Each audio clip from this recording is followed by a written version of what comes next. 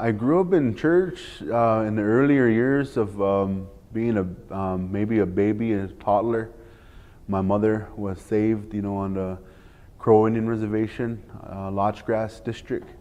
Her uncle-in-law was the pastor, was kind of the forerunner on a Crow reservation that brought the gospel, by the name of Harold Carpenter. And so my mom was saved under his ministry, and that's where I grew up, in that church, just as young, as a toddler and young boy.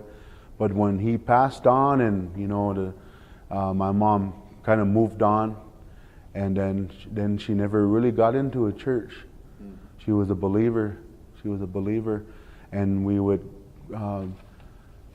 just wake up, every Sunday morning and not go to church. I didn't understand why. I always kind of wanted to go to, I guess, what do you call it, Sunday school and, children's, but I never had that opportunities. I kind of find myself, especially during the summer, they would have those, what they call those Vogue, those summer... Vacation Bible School. Yeah, Vacation Bible School. Me and my buddies, we would end up going to some, church that had vocational Bible school. We didn't matter. Might have been a Presbyterian church or a Baptist church. We'd be sitting in there.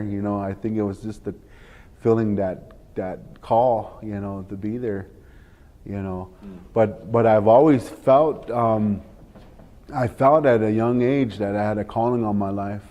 I did, and I was always kind of distraught because I seen a lot of churches on the reservation that, and I asked my mom one day, I said, how come this church is, being established? How come that church is being established here?